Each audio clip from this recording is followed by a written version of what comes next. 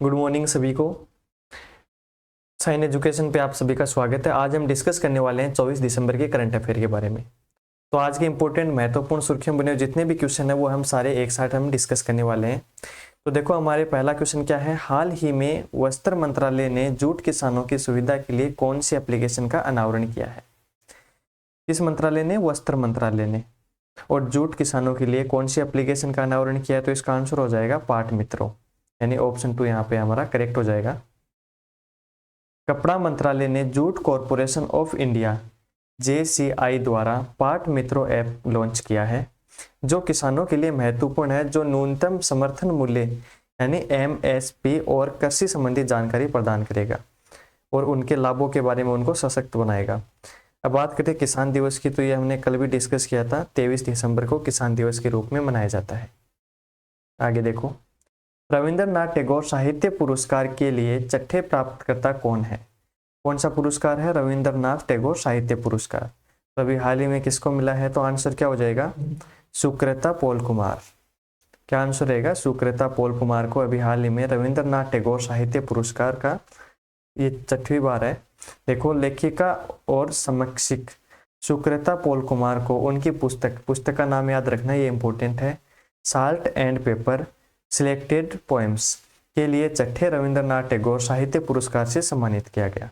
पुस्तक का नाम क्या है? Salt and paper selected poems.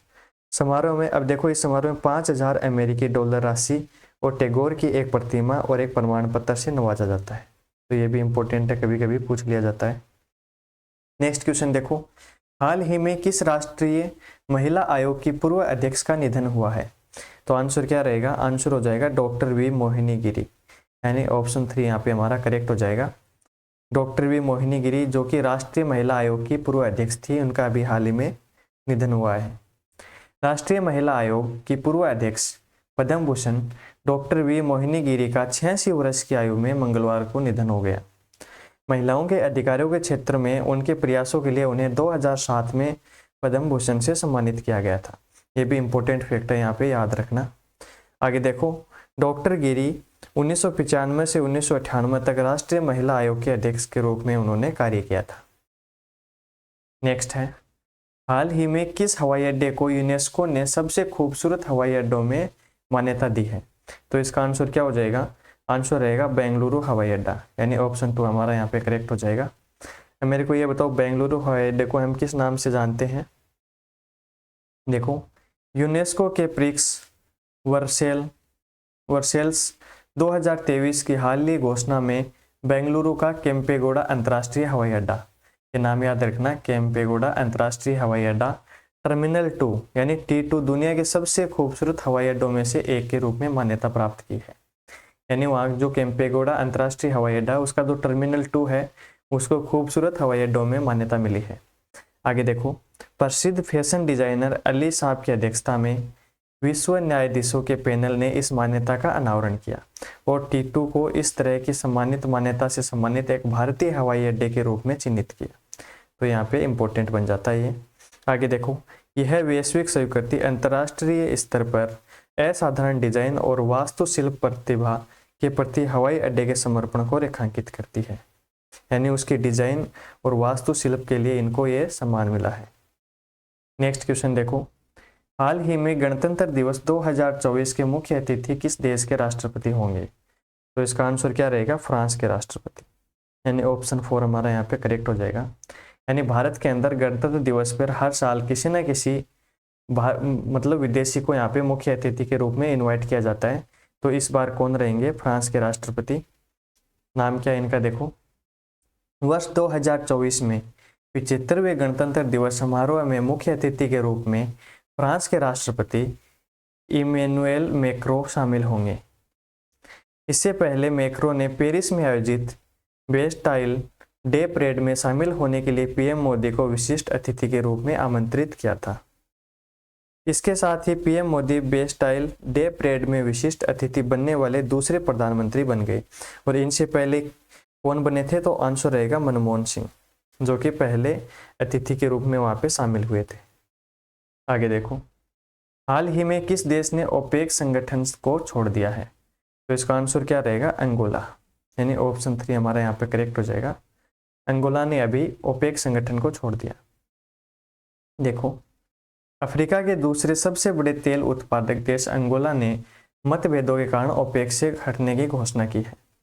Angola 2007 में संगठन का सदस्य बना था। ये भी याद रखना, सदस्य कब बना था? 2007 में। और इससे पहले एक देश और है जिसने भी ओपेक संगठन को छोड़ा था, तो आंसर क्या हो जाएगा? कतर। ये कतर है यहाँ पे, इसने 2019 में छोड़ा था। अब देखो, पेट्रोलियम निर्यातक देशों का संगठन ओपेक, जिसका मुख्यालय कहाँ पे है? वियना, ऑस्ट्रिया में, और स्थापना कब हुई थी? 14 सितंबर 1960 को। आगे देखो, हाल ही में किस भारतीय महिला पहलवान ने कुश्ती से संन्यास ले लिया है? तो आंसर क्या रहेगा? अभी ये बहुत इंपॉर्टेंट सुर्खियों में बना हुआ क्वेश्चन है, तो आंसर रहेगा साक्षी मलिक, यानी ऑप्शन 2 हमारा करेक्ट हो जाएगा। साक्षी मलिक भारतीय महिला पहलवान ने कुश्ती से अभी संन्यास लिया है। देखो, साक्षी मलिक शीर्ष भारतीय महिला पहलवान ने 21 दिसंबर 2023 को कुश्ती से संन्यास लेने की घोषणा की है। साक्षी मलिक ने 2016 रियो ओलंपिक में कांस्य पदक विजेता भी रही थी। अब देखो, इनके मेडल की बात करते हैं तो 2014 में इन्होंने ग्लासगो स्कॉटलैंड राष्ट्रमंडल खेल में रजत पदक जीता था। फिर आता है 2016 में रियो ओलंपिक, उसके अंदर कांस्य पदक। फिर 2018 में क्वींसलैंड ऑस्ट्रेलिया राष्ट्रमंडल खेल में भी कांस्य पदक, और 2022 बर्मिंघम राष्ट्रमंडल खेल में स्वर्ण पदक इन्होंने जीता था।